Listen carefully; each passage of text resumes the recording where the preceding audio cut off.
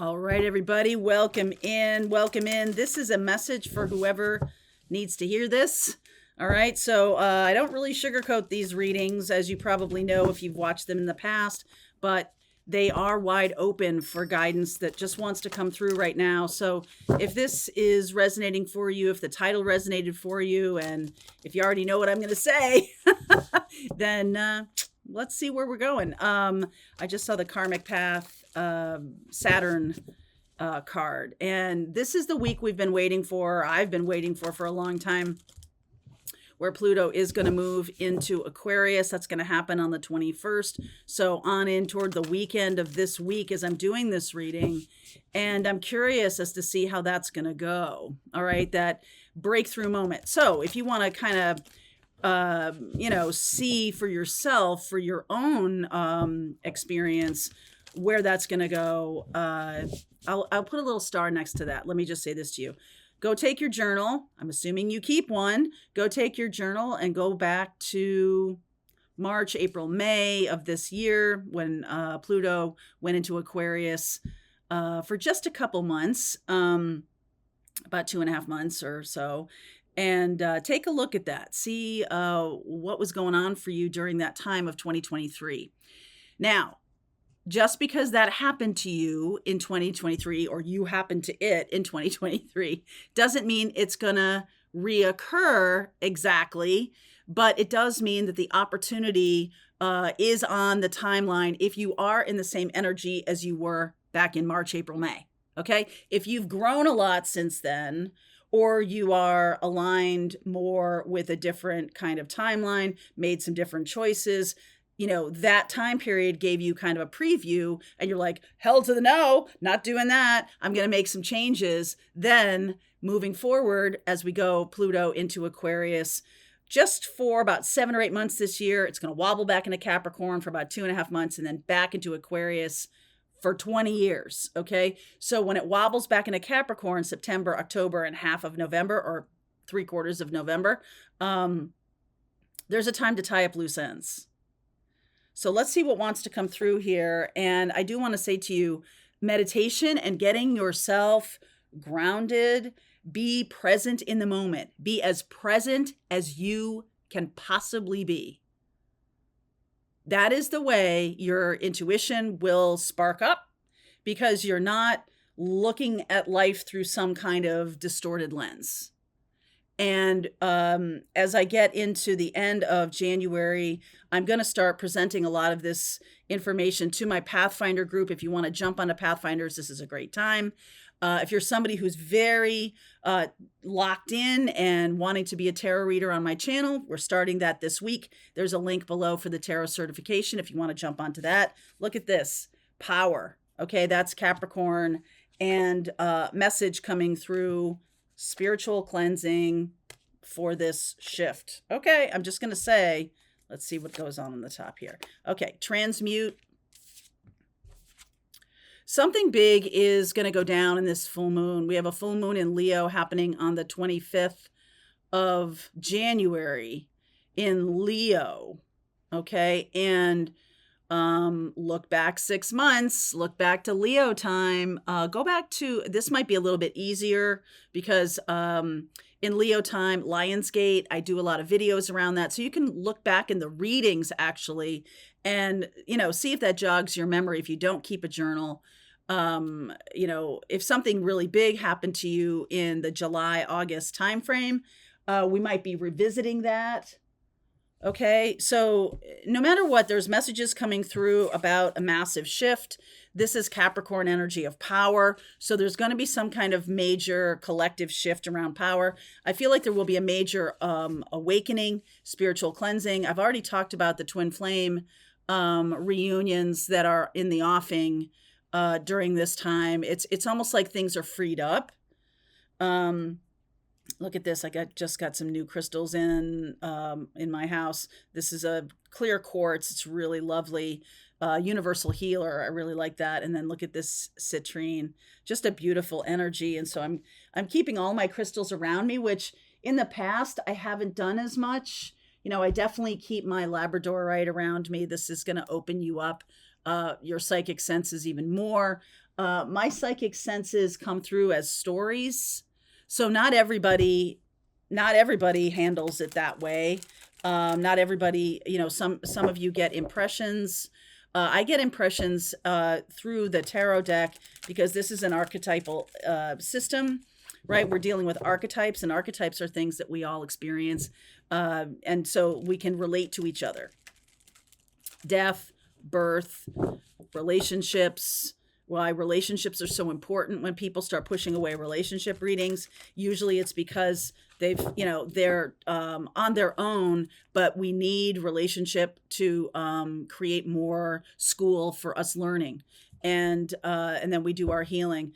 I do feel that it does bear repeating that divine masculines heal in union, divine feminines heal in separation. So I think that's something that needs to be said again. I said that, I was repeating that a lot last March, April, May. Okay. And so I'm going to say that to you now, that a lot of healing goes on for the masculine in union, which is why I believe so much of the twin flame reunions are happening, because we are dealing right now on this planet with some very, very wounded masculine energy. All right. Okay, so underneath, this is the Nine of Wands. That's the card of patterns. There's the Knight of Swords. Oof. The cards underneath are underneath the deck. I'm pulling from underneath the deck, are about things that are going on subconsciously, or sort of you're not aware of this happening, or it may show up very soon. The Five of Swords, the Ten of Wands. Someone is getting to the end of their rope for being abused by people. Okay, maybe whatever the pattern is. I feel like the pattern can be people pleasing, can be about whatever you do to adapt. If you're doing it in an unhealthy way, it becomes a pattern, it becomes a looping cycle. And then we get to this Ten of Swords. And sometimes people break out of these patterns in such a way that it's violent. There's this kind of like frustration, especially if there's not a path of meditation or not a path to transmute the energies. There's this snake energy here, which is about leaving the old skin behind. Okay. And the full moon is really about a releasing.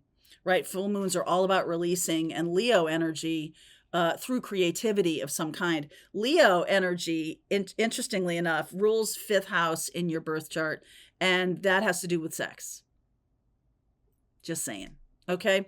So Queen of Swords, and the Page of Cups, and then there's this energy of the Justice card and the Ace of Pentacles, the Knight of Cups. I feel like some of you are going to go through some kind of fighting jag with somebody, or some kind of energy where you feel like someone's abusing a privilege or something like that. Like there's this fighting energy here.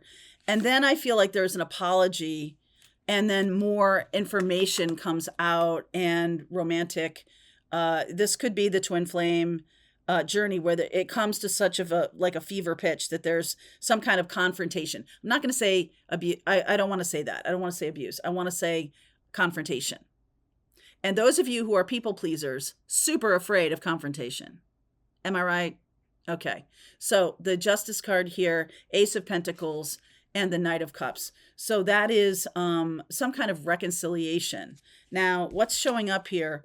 4 of Pentacles, 2 of Swords, and the 6 of Pentacles. Someone is very afraid to let go of something that's too small for them. Some of you may be in relationships or dealing with a twin flame. I don't know why this is a twin flame reading, but wounded masculine has to do with where the masculine, divine masculine purging is right now. So the 4 of Pentacles and the 2 of Swords, it's almost like they're keeping it inside. Okay, someone is keeping it inside. Whatever it is, it's almost like toxic. Okay, 2 of Pentacles, 2 of Cups. Yeah, Tower. Okay. I feel like there's a big confrontation coming where the feelings will kind of spill out. The truth spills out. I forget which TV show this was, but I'm just having this flash, remembering a story that came through some episode of some, I don't know, some 80s television show where this person who was talking was trying to get someone to open up to them, and said that they would go into whenever there was some problem between he and his wife, he would go into the kitchen and he would just keep getting in her way and keep getting in her way and just keep nudging and nudging until it all spilled out, the tears, the frustration, the problem, whatever it was, like it would just all come out. But that was his way. And I feel like there is something going on like that here, where there's going to just be a nudge and a nudge and a nudge and a nudge. Until there's an explosion. There can be silence too. Silence can be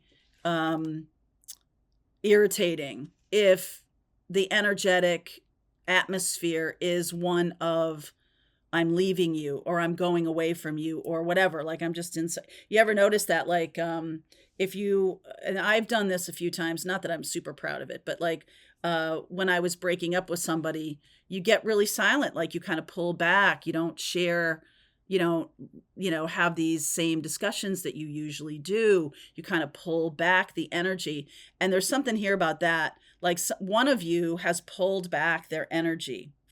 And I feel like Six of Pentacles and Two of Pentacles, this is very grounded energy. It's very, it's helper energy. The Six of Pentacles is helper energy. It's about give and take.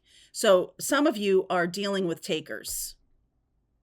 Some of you empaths are dealing with takers. And you're sick of it. Okay? And doesn't mean there's not love there, but it's sort of like, I don't want a transactional relationship. I don't want that. I don't want it to be like I'm keeping score that, you're taking from me. And so I'm noticing that. Or another time I'm taking from you. I don't want that kind of relationship. I want something that's more flow oriented, something that's more grounded in a shared goal, or not goal, shared experience with each other. A very natural kind of experience. I don't want this like, it used to flow so easily. Why doesn't it flow anymore? Okay, there's something going on like that. So Three of Wands, the King of Wands, Lovers. Yep. There's going to be action towards reunion. This is definitely the King of Wands and the Lovers card here. I'm definitely seeing this like Three of Wands, like wait for it kind of card. In the past here, Four of Pentacles, Two of Pentacles, Three of Wands. This is like a standoff. It's like a standoff, right? It's like somebody is holding on to being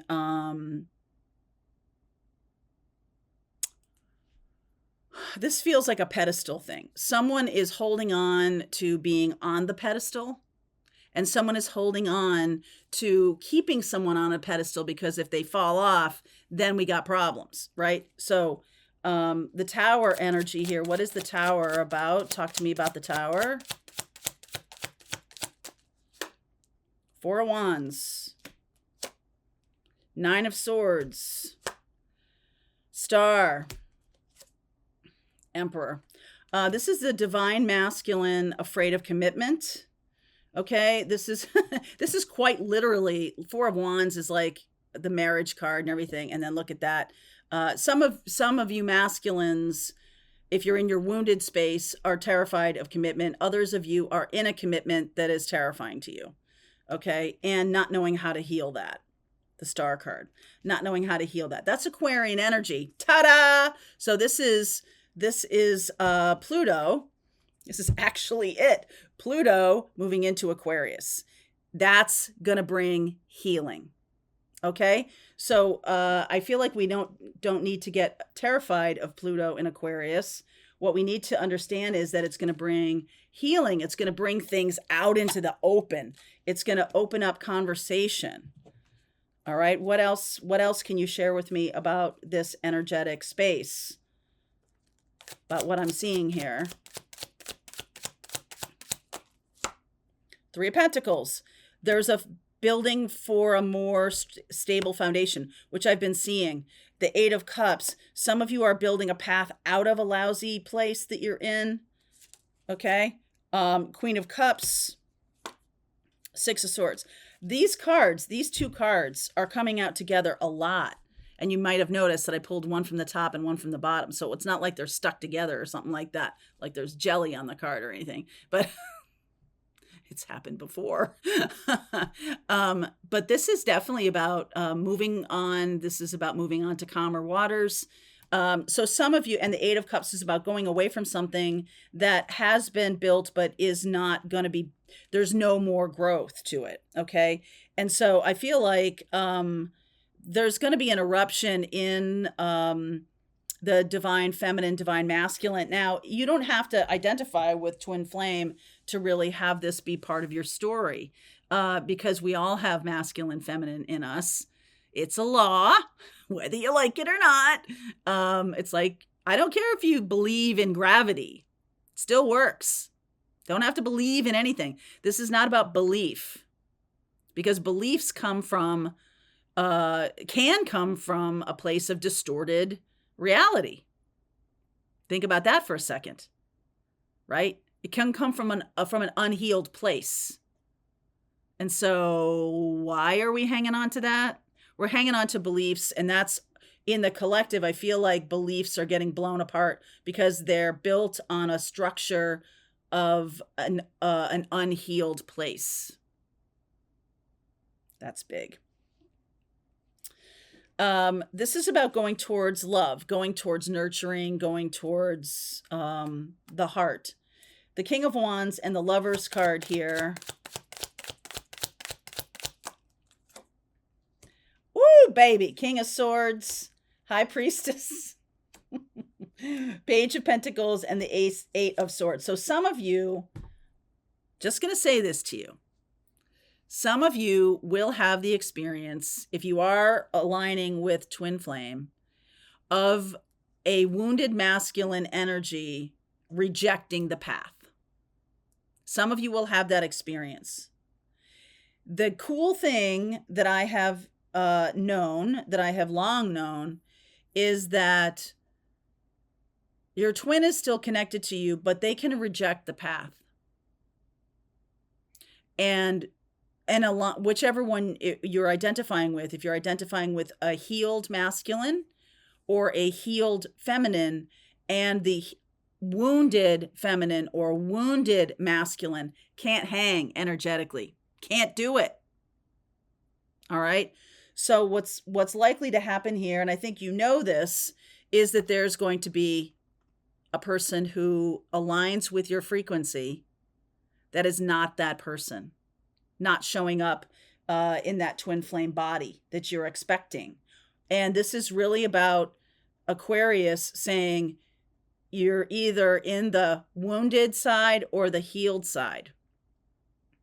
And for a long time, the healed energy of masculine or feminine was hanging with that twin energy of wound, because we had this mission and purpose about, or we felt like, okay, I'm hanging here long enough. And it's almost like the distance has gotten too far now. The distance has gotten too far. And so I don't think you see this coming. I'm going to look deeper into that in the extended. I don't think you see this coming. This is about learning something new. This is about if you are in a healed masculine or a healed feminine, and you know damn well that there's this explosion happening and there's a sense of rigidity about healing, because this, I hate to say this, but that's pretty rigid, the Emperor. And there's a rigidity about it. Okay, there's nothing to do. If you are on your healing journey and you're doing spiritual cleansing, the message is the shift. The shift is coming. And it has everything to do with Pluto and Aquarius.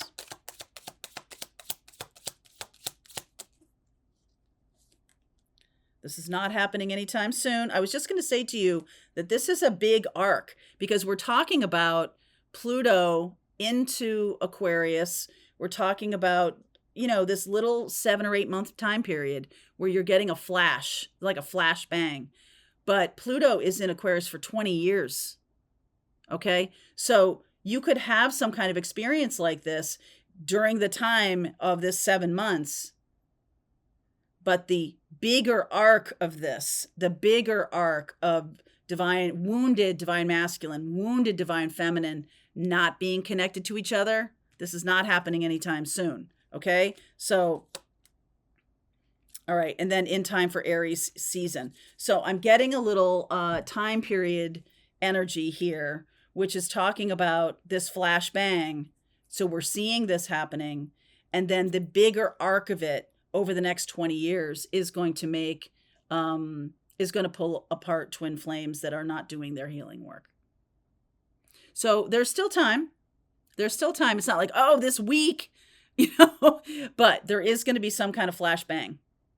All right. There is going to be some kind of awareness. And if there is an apology and there is a connection and there is a reuniting of divine masculine, divine feminine, regardless of their wounded sides, it's going to be incumbent upon the healed or healing or awakened twin to chart the course as they usually do. Okay. It's usually the divine feminine that's leading the divine masculine.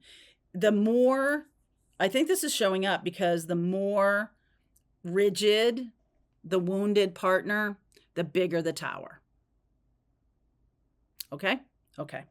All right. I'm going to go deeper into this. The link is below. If you want to continue on with me, we'll look at things that you don't see coming because this feels like a lot of stuff you don't see coming. All right. Link is below. I'll see you over there. All right. I hope you enjoyed that video. If it was helpful to you, please consider liking this video and sharing it with anybody who might have a need for similar kind of information. And if you like this video, check out these videos.